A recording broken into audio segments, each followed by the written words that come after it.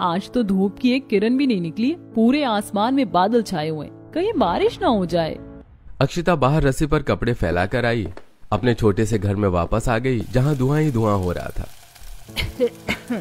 अनामिका बहू, तुझे कितनी बार बोला है तेल ज्यादा गरम करके बघार मत किया कर। माँ जी, मुझे कुछ काम याद आ गया था। पूरे घर में तेल की धसक फैल गई थी। ये देख अक्षिता को फिर से बाहर आना पड़ा। इस घर में तो एक एक दिन काटना और भी मुश्किल होता जा रहा है। हम पहले इतने छोटे से घर में गुजारा कर रहे हैं, ऊपर से माँ जी अब देवर जी की शादी करना चाहती हैं। ऐसे में तो इस घर में गुजारा करना नामुमकिन हो जाएगा। अक्षिता ये सोचते हुए बाहर खड़ी हुई परेशान हो रही थी कि तभी उसके सिर पर ठंडी ठंडी पानी की बूंदें आकर गिरने लगी, जिससे वो अपनी सोच से बाहर आई और उसने देखा कि सामने रस्सी पर फैले कपड़े बारिश में भीगने लगी। अरे नहीं, मैंने अभी ये सारे कपड़े धोए थे। अक्षिता जल्दी से सारे कपड़े उतार के घर में आई। सत्यानाश, तुम दोनों का ध्यान किधर रहता है? हाँ, एक ने पूरे घर में धसक फैला दी और दूसरे ने सारे धुले कपड़े भिगो दिए। माँ जी, अचानक ही बारिश शुरू हो गई, इतने मैंने कपड़े उतारे, इतने में कपड़े गीले हो गए। तो अब खड़ी खड़ी मेरा मुंह क्या देख रही है? हाँ, रस्सी बांध और इन्हें घर में ही फैला। हे भगवान, अब इस चूहे के बिल जैसे घर में अगर इसने कपड़े फैला दिए तो निकलना बढ़ना भी मुश्किल हो जाएगा। और तू खड़ी खड़ी क्या सोच रही है अनामिका बहू? चल जल्दी से अक्षिता बहू की कपड़े फैलाने में मदद कर। संपूर्णा के कहने पर अनामिका ने मुंह बनाकर अक्षिता के साथ रस्सियां बंधवाई और फिर उन पर कपड़े फैलाए। अब सावन का महीना लगने जा रहा था, ऐसे में उन्हें अब और ज्यादा दिक्कतों का सामना करना पड़ता। देखिए जी, मैं इस घर में अब एक दिन और नहीं रह सकती। इसके इतना छोटे होने की वजह से आए दिन मुझे नई नई दिक्कतों का सामना करना पड़ रहा है। मैं तुम्हारी बात समझ रहा हूँ अनामिका, लेकिन अभी मैं कुछ नहीं कर सकता। आज इतनी महंगाई के जमाने में एक पक्का बड़ा मकान खड़ा करना आसान नहीं है। गरीबी की वजह से उन लोगों के लिए घर बनाना बहुत मुश्किल था। वो जैसे तैसे उसी घर में गुजारा कर रहे थे। साथ ही संपूर्णा को अपने छोटे बेटे कार्तिक की शादी करने की भी जिद लगी हुई थी, लेकिन घर के छोटा होने की वजह से रिश्ते वाले मना कर देते। कार्तिक के अब तक 3 रिश्ते टूट चुके थे, वो भी सिर्फ घर की वजह से। माँ जी, हमें अभी देवर जी की शादी के बारे में नहीं सोचना चाहिए। जब तक हमें एक बड़ा सही घर नहीं मिल जाता, तब तक हमें इस सिलसिले को बंद करना होगा। अब तू मुझे बताएगी कि मुझे क्या करना चाहिए और क्या नहीं? मुझे जो करना होगा मैं करके रहूंगी और मुझे कोई नहीं रोक सकता। माँ, समझने की कोशिश कीजिए, भाभी सही कह रही है। और वैसे भी छोटे घर में कोई भी लड़की रहने के लिए राजी नहीं होगी। तो फिर ठीक है, मैं आज ही तेरे ससुर से हमारी पेड़ वाली पुरानी जमीन को बेचने के बारे में बात करूंगी। मुझे जल्द ही एक ठीक से घर संभालने वाली बहू चाहिए, क्योंकि तुम्हारी वजह से हमारे सारे घर का हिसाब बिगड़ा हुआ है। इस पर अनामिका और अक्षिता को बुरा लगा। छोटा घर होने की वजह से वो ठीक से काम नहीं कर पाती और इससे संपूर्णा को शिकायत रहती। संपूर्णा किसी भी बात को सुनने को तैयार नहीं थी। उसे सिर्फ अपने छोटे बेटे की शादी करनी थी। सुनिए जी, छोटा घर होने की वजह से कार्तिक के कितने रिश्ते टूट चुके हैं। आप उस पेड़ वाली पुरानी जमीन को बेचकर इसे बड़ा बना लीजिए। संपूर्णा, आखिर तुम्हें कार्तिक की शादी इतनी जल्दी करनी ही क्यों है? हाँ, और अभी उस जमीन को बेचने का कोई फायदा नहीं है, वहाँ कोई नहीं रहना चाहता। हाँ माँ, एक तो हमारी जमीन पर इतना बड़ा पेड़ खड़ा हुआ है, ऊपर से आसपास दूर दूर तक सिर्फ वीराना है। ऐसे में वो जमीन बेचना आसान नहीं है, और अगर बिक भी गई तो उसके कोई अच्छे दाम नहीं लगाएगा। सभी ने संपूर्णा को काफी समझाने की कोशिश की, लेकिन संपूर्णा को कोई भी बात समझ में नहीं आ रही थी। फिर अगले दिन पूर्वी माँ जी किस जमीन के बारे में बात कर रही थी? भाभी, यहाँ से काफी दूर हमारी एक पुरानी जमीन पड़ी हुई है, जिस पर एक बड़ा पेड़ खड़ा हुआ है। बसावट ना होने की वजह से उस जमीन के अच्छे दाम नहीं लग पाते, इसीलिए हम उसे बेचने के लिए सही समय का इंतजार कर रहे हैं। क्या तुम मुझे वो जगह दिखा कर ला सकती हो? ठीक है भाभी, लेकिन पहले हम सभी खाना खा लेते हैं, उसके बाद हम वहाँ जाएंगे। खाना खाने के बाद पूर्वी अक्षिता को पेड़ वाली जमीन दिखाने लेकर गई। काफी दूर तक चलने के बाद वो उस जमीन के पास पहुंची। वाह, इतना बड़ा पेड़! यकीन ही नहीं होता कि पूरी खाली जमीन पर इतना बड़ा पेड़ खड़ा हुआ है। सच में भाभी, ये पेड़ तो अब पहले से भी काफी बड़ा हो चुका है। इसका तना तो देखो जरा, हमारे घर की चौड़ाई से भी ज्यादा है। पूर्वी, जब ये जमीन भी हमारी है तो क्यों ना हम इस जगह का फायदा उठाएं? लेकिन इसका किस तरह फायदा उठा सकते हैं? अभी तक ये सिर्फ जमीन थी, अब हम इस पर अपना घर बसाएंगे, वो भी इस पेड़ के अंदर। लेकिन भाभी हम पेड़ के अंदर कैसे रह सकते हैं भला? उसके लिए हमें इसमें थोड़ा काम करना होगा। पेड़ को अच्छी तरह सब तरफ देखभालने के बाद दोनों नंद भाभी वापस घर आ गई। बहू, पूर्वी कहाँ चली गई थी तुम दोनों? यहाँ मैं तुम्हें सब तरफ ढूंढ ढूंढ कर परेशान हो रही हूँ। वो माँ जी, हम खाना खाकर थोड़ा टहलने निकल गए थे और टहलते टहलते हमें इतनी देर हो गई, पता ही नहीं चल पाया। कम से कम बताकर तो जाती। चलो दोनों घर के कामों में लगो। संपूर्णा के कहने पर दोनों घर के कामों में लग गईं। शाम को जब हर्ष और सूरज काम पर से घर लौटे तब अक्षिता ने उन दोनों से पेड़ को घर में बदलने की बात की। तुम कैसी बच्चों जैसी बातें कर रही हो अक्षिता? भला हम पेड़ में घर कैसे बनाएंगे? हर्ष जी, वो पेड़ है यानी लकड़ी। आप तो लकड़ी का काम करते हैं ना, तो फिर आपको मेरी बात समझ में आनी चाहिए। मुझे लगता है अनामिका सही कह रही है। हम कोशिश करके देख सकते हैं। भैया, हम उससे सिर्फ समय बर्बाद करेंगे और कुछ नहीं। भैया, एक बार कोशिश करके देखते हैं, क्या पता हम कामयाब हो जाएं। सभी के कहने पर हर्ष ने बात को मान लिया, लेकिन उसे अभी भी इससे शिकायत थी। अगले दिन अक्षिता, पूर्वी, सूरज और हर्ष उस पेड़ के पास पहुंचे और सोच के अनुसार उसकी कटाई करनी शुरू कर दी। वहीं अनामिका, संपूर्णा और हरिवंश के साथ भी। जरा ये देखिए, इसमें तो कितने बड़े बड़े गोल गोल सुराख बने हुए हैं। ये हमारे घर की खिड़कियां बन जाएंगे। वाह भाभी, आपका दिमाग तो बहुत तेज चलता है। चारों ने अपनी पूरी मेहनत से पेड़ में अंदर जाने का दरवाजा और साइडों में बड़े सुराखों में खिड़कियां बनाई। ये देखिए, क्या इससे कोई फायदा है? ये सिर्फ हमारे घर जितना ही बड़ा है। इसमें भी हमें वही सब परेशानियों को झेलना पड़ेगा। बेवजह ही हमने इस पर अपना समय बर्बाद कर दिया। हर्ष जी, जरा ऊपर देखिए। इस पेड़ का मोटा तना ऊपर जाकर 2 हिस्सों में बट रहा है। हम वहाँ पर भी रहने का हिसाब बना सकते हैं। हम वहाँ तख्ते लगाकर दूसरी और तीसरी मंजिल भी बना सकते हैं, लेकिन अभी के लिए इतना काम काफी है। बाकी का काम हम कल करेंगे और हमें इसकी सफाई भी करनी होगी। सावन लगने वाला है, ऐसे में इसमें कीड़े मकोड़े पैदा हो जाएंगे। सूरज की बात सभी को समझ में आ गई। इसके बाद सभी घर वापस चले गए। इसी तरह फिर अगले दिन चारों फिर से पेड़ पर काम करने आए। अक्षिता ने अंदर से पेड़ की सफाई की और फिर दोनों बेटों ने अंदर से पेड़ में काम करना शुरू किया। उन्हें पेड़ के ऊपर 2 हिस्सों वाले तने में एक कमरा बनाया। उस पर पहुंचने के लिए सीढ़ियां बनाई और उसमें एक छोटी सी गैलरी भी बनाई। ये कितना सुंदर लग रहा है और इसमें हमारे घर से ज्यादा जगह है। हम ऊपर भी जा सकते हैं। हम इसकी डालों पर भी थोड़ा काम कर सकते हैं, फिर हम इस पेड़ को पूरी तरह से बरतेंगे। अगले दिन सभी ने पेड़ घर में घर का सामान पहुंचाने की शुरुआत की। हर्ष, सूरज, क्या तुमने कोई नया मकान खरीद लिया? ये सामान कहाँ लेकर जा रहे हो? हाँ माँ, हमने खुद एक मकान बनाया है। सामान पहुंचाने के बाद हम वहीं रहेंगे। घर में ज्यादा सामान न होने की वजह से सभी ने एक ही दिन में सामान पहुंचा लिया और फिर दोनों बहुएं संपूर्णा और हरिवंश को पेड़ घर तक लेकर गईं। अरे, तुमने तो हमारे पुराने पेड़ में ही घर बना डाला। ये तो तुमने सच में कमाल ही कर दिया। क्या बकवास है ये, पेड़ में घर? भला आप कोई आदिवासी हैं क्या? माँ, एक बार अंदर चलकर फिर बताना। खूब मनाने के बाद संपूर्णा पेड़ घर में जाने के लिए राजी हो गई। अंदर जाने के बाद उसे पेड़ के असली आकार और उसमें की गई कारीगरी का पता चला। तुम चारों ने तो इसमें बहुत मेहनत की है। आखिर तुमने कौन से समय में ये सब कर लिया? माँ, काम मुश्किल था, लेकिन सबके एक साथ मिलकर करने से हो गया।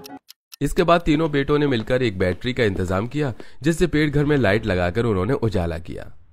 इस पेड़ घर में तो कितनी ठंडक है, क्या हमें गर्मी का पता ही नहीं चल रहा है? कोई माने या ना माने, लेकिन ये पेड़ घर हमारे उस घर से तो कई गुना बेहतर है। अब सभी ने उस पेड़ घर में रहना शुरू कर दिया। एक दिन चारों सास बहू नंद पेड़ घर की गैलरी में बैठकर चाय पी रही थी और ठंडी हवा के मजे ले रही थी। वैसे मानना पड़ेगा अक्षिता, तुमने खूब दिमाग चलाया है। भाभी जी, परिवार के लिए इस तरह दिमाग चलाना पड़ता है। चारों बैठी हुई बातें ही कर रही थी कि तभी तेज बारिश शुरू हो गई। सर पर इतने घने पत्तों की छत होने की वजह से हम पर बारिश की एक बूंद भी नहीं गिर रही है। माँ, अभी तो आप देखते जाओ कि हमारा ये पेड़ घर और कितने फायदे हमें दे सकता है। शाम को रोज इसी तरह घर की चारों औरतें पेड़ घर की गैलरी में बैठकर चाय पिया करती। दोनों बेटों ने मिलकर उस पेड़ मकान लकड़ी का थोड़ा और काम किया, जिससे वो अब एक आलीशान पेड़ घर में बदल चुका था। उसमें कई कमरे थे। हर कमरे के आगे एक गैलरी थी और हर मोटी शाखा पर एक लकड़ी से बनी रेलिंग लगी हुई थी, जिससे एक से दूसरे कमरे तक आया जाया जा सकता था। आसपास के निकलते बढ़ते लोगों को भी ये कारीगरी देख काफी हैरानी होती। अब तो हमारे पास इतना बड़ा घर है, अब हम आराम से कार्तिक की शादी कर सकते हैं। इस बार कार्तिक की शादी करने के लिए किसी ने मना नहीं किया। लड़की वालों को भी पेड़ घर काफी पसंद आया। गांव की एक सीधी सी लड़की संपूर्णा के घर में बहू बनकर आ गई। शादी के पेड़ घर को दोनों बहुओं ने मिलकर फूलों और लाइट से बड़े अच्छे से सजाया, जिसे देखकर सभी के होश उड़ गए। नई बहू को भी पेड़ घर काफी पसंद आया, लेकिन बदकिस्मती से अब सावन का महीना लग चुका था। रोज रोज बारिश हो रही है, जिससे पेड़ घर की लकड़ी फूलने लगी है। अब तो एक दरवाजा भी खोला नहीं जाता। हाँ भाभी, और सफाई करने के बाद भी घर में जगह जगह कीड़े हो रहे हैं। बरसात के मौसम में तो बड़े बड़े पक्के मकानों में कीड़े हो जाते, ये तो फिर भी एक पेड़ का घर है। कुछ तो करना होगा। ये कीड़े जहरीले भी हो सकते हैं, अगर इन्होंने किसी को काट लिया तो। आप सभी चिंता मत कीजिए, मैं कीड़े मारने वाली दवाई ले आई हूँ। हम इसे पूरे घर में छिड़क देंगे, जिससे यहाँ कीड़े नहीं होंगे। तीनों बहुओं ने मिलकर पूरे घर में कीड़े मारने वाली दवाई का छिड़काव किया। इससे कुछ कीड़े तो मर गए, लेकिन वो काफी नहीं था, और लगातार बारिश होने की वजह से उसकी लकड़ी से भी अब कीड़े पैदा हो गए थे। सभी को अब कीड़ों की वजह से काफी दिक्कत होने लगी। इतनी ज्यादा बारिश होने की वजह से पूरे पेड़ घर में सीलन फैल चुकी है। ऐसे में ऊपर वाली मंजिलों पर रहना ठीक नहीं होगा। इस मौसम में लकड़ी फूलकर कमजोर हो जाती है। बारिशों की वजह से अब सभी का ऊपर वाली मंजिलों पर जाना बंद हो गया था, जिसकी वजह से ऊपर के कमरों की सफाई न होने की वजह से उनमें गंदगी फैलने लगी। लंबा समय गुजरने के बाद बारिश होनी बंद हो गई, लेकिन अब कुछ ही दिनों में पतझड़ का मौसम लगने वाला था और पेड़ के पत्ते झड़ना शुरू हो गए। ये लो, अभी तो बारिश को कहर खत्म हुआ था और अब ये तेज हवाएं चलने लगी। अब पतझड़ का मौसम लगने लगा है। ऐसे में इस पूरे पेड़ घर के पत्ते झड़ जाएंगे। हे भगवान, अगर ये इतना बड़ा पेड़ सूख गया तो कितना डरावना लगेगा। अरे नहीं, यहाँ तो वैसे भी दूर दूर तक कोई नहीं रहता है। लेकिन अब डरने से क्या फायदा था। कुछ ही दिन में पतझड़ का मौसम लग गया और पेड़ से तेजी से पत्ते गिरने भी शुरू हो गए। अरे ये क्या, इस रूखे सूखे मौसम में तो पेड़ घर के आधे से ज्यादा पत्ते गिर चुके हैं। धीरे धीरे ये पूरी तरह गंजा हो जाएगा और हमें फिर से वही सब परेशानियां उठानी पड़ेंगी। अक्षिता अनामिका को कुछ नहीं कह पाई, क्योंकि उसे पता था कि अनामिका सही कह रही है। और धीरे धीरे पेड़ घर के सारे पत्ते झड़ गए, जिससे उसकी बड़ी शाखाएं अब सूखने लगी। एक दिन एक बड़ी शाखा गैलरी की रेलिंग पर आकर गिरी, जिससे रेलिंग टूट गई। अरे नहीं, इसकी शाखाएं तो गिर रही हैं। हाँ भाभी, कुछ दिन पहले एक बड़ी शाखा बिल्कुल मेरे बराबर में जमीन पर आकर गिरी। अगर मैं थोड़ी भी हिलती तो उसके नीचे दब जाती। फिर तो हमें हर दम यहाँ सावधानी से रहना होगा। अब सभी घर में चौकन्ने होकर रहने लगे, लेकिन अब सर्दियां शुरू होने वाली थी, जिसमें लकड़ी और भी ज्यादा सूखने लगी और धीरे धीरे पेड़ की बड़ी बड़ी डालें नीचे आकर गिरने लगी। अब सभी ने शाखाओं के गिरने की वजह से पेड़ के बाहर खड़ा होना बंद कर दिया था। औरतें पेड़ के अंदर रहकर समय बिताया करती, वहीं उनके पति काम पर चले जाते। फिर एक दिन, अरे ये क्या हो रहा है? क्या यहाँ पर कोई बिल्डिंग बनने वाली है? अक्षिता ने देखा कि पेड़ से कुछ दूरी पर बड़ी बड़ी बुलडोजर्स, क्रेन और कुछ इंजीनियर खड़े हुए थे। अक्षिता, सुनने में आया है कि यहाँ एक बड़ा होटल बनने जा रहा है। अगर ऐसा हुआ तो हमारी जमीन की कीमत काफी बढ़ जाएगी और हम एक अच्छा बड़ा घर बना पाएंगे। ये तो बहुत अच्छी बात है। वैसे भी हम इस घर में इतनी ठंड में अब गुजारा नहीं कर पा रहे। समय गुजरा और अब और ज्यादा ठंड बढ़ गई। ठंडी ठंडी हवाएं चलने लगी, जिससे पेड़ घर पर काफी असर पड़ रहा था। कितनी सर्दी है। इस पेड़ घर में तो हमारे घर से दुगुनी सर्दी लग रही है। माँ जी, ये लकड़ी है ना, ठंड पड़ने से ये काफी ठंडी हो गई है, जिससे हमारे पेड़ घर में 2 गुना सर्दी बढ़ गई है। भाभी, इन खिड़कियों से भी बहुत ठंडी हवा आती है और पेड़ में जगह जगह झिर्रियां हैं, जिनसे हवा पार होती रहती है। किसी काम का नहीं है ये आलीशान पेड़ घर। इसमें भी हमें दिक्कतों का सामना ही करना पड़ रहा है। भाभी, हर्ष जी ने बताया है कि यहाँ से कुछ ही दूरी पर एक होटल बनने जा रहा है, जिससे हमारी जमीन के दाम बढ़ सकते हैं। अगर ऐसा हुआ तो हम अपने उसी 1 मंजिला छोटे मकान को बड़ा कर लेंगे। क्या सच में? लेकिन उसमें तो बहुत समय लग जाएगा। तब तक के लिए हमें इसमें ही गुजारा करना पड़ेगा। जनवरी की ठंड में पूरा परिवार किसी तरह पेड़ घर में समय गुजार रहा था। दिन पे दिन ठंड बढ़ती जा रही है और हम इस पेड़ घर में आग भी नहीं जला सकते हैं, और इतनी तेज हवा में हम इसके बाहर भी आग नहीं जला सकते हैं। अब हम करें तो क्या करें? चलो फिर से अपने उसी घर में चलते हैं। लेकिन माँ जी, वहाँ पर समय बिताना अब और भी मुश्किल हो जाएगा। यहाँ ठंड है, लेकिन कम से कम यहाँ जगह तो है। वो तो सिर्फ घर के नाम पर एक कमरा है। अनामिका की बात सभी को सही लगी और अब ठंड को झेलते हुए वो वहीं पेड़ घर में रह रहे थे। कुछ दिन बाद उन्होंने देखा कि पेड़ घर के आसपास घर बनने शुरू हो गए। वहीं होटल में भी लगातार काम चल रहा था। सर्दियों का मौसम गुजरने तक वहां कई घर बन गए और वहां लोगों ने भी रहना शुरू कर दिया। वहीं आए नए लोगों को पेड़ घर बना देखकर काफी हैरानी होती। वहीं पेड़ घर के परिवार को इस पर थोड़ी शर्मिंदगी भी महसूस होने लगी। हमारे आसपास कितने अच्छे मकान बन चुके हैं और हमारा इतना बड़ा परिवार अभी भी इसी पेड़ घर में रह रहा है। हमें साल भर होने वाला है इस घर में रहते रहते, लेकिन अभी तक हमसे एक घर नहीं बनाया गया। माँ जी, पिताजी, आपके बेटे पूरी मेहनत कर रहे हैं हम सबके लिए एक घर खड़ा करने को। एक दिन वो जरूर कामयाब होंगे। सच कहूँ तो मैं इस सब से बहुत थक चुकी हूँ। अब मैं यहाँ से जाना चाहती हूँ।